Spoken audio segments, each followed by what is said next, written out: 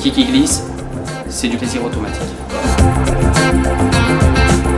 Donc pour un skieur qui cherche la performance, le but serait de le paraffiner tous les jours, chaque séance.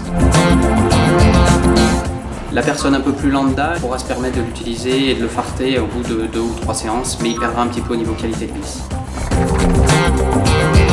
Pour le skitting, c'est très simple. Un fartage de la spatule au talon, uniforme, et c'est terminé. Pour un ski classique, il y a un peu plus de travail. Nous allons avoir 2 zones de glisse, la zone spatule et la zone talon. Toute la partie intermédiaire, c'est une partie où on ne met pas de farte de glisse, simplement un fard de retenue.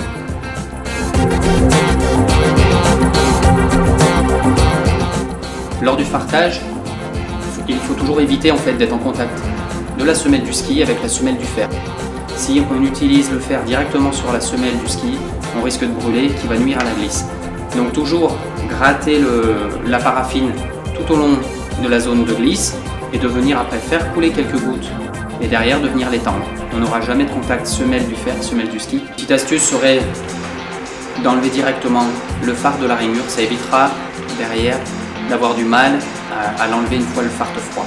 Une fois bien refroidi, donc on va prendre une raclette, tout à fait simple, et on va évacuer le maximum de matière pour dire de pouvoir commencer à trouver la couleur de la semelle bien noire. Derrière, on va utiliser une brosse laiton, puis nylon, pour venir vraiment illustrer la qualité de semelle.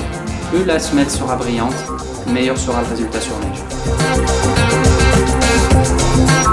Au niveau du coût que pourrait revenir l'entretien d'un ski, 100 €, c'est vraiment un joli budget pour s'équiper simplement. Un coureur de compétition a pratiquement un investissement de 1 000 € par an.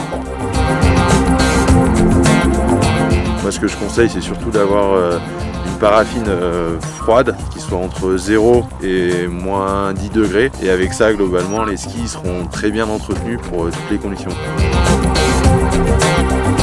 Un ski qui ne glisse pas, on a toujours l'impression qu'on n'avance pas, qu'on n'est pas bon. C'est vrai qu'avoir des skis entretenus régulièrement, ça permet d'avoir une glisse qui soit quand même un petit peu plus optimale. Et voilà, avoir des skis qui vont être performants plus longtemps dans la durée.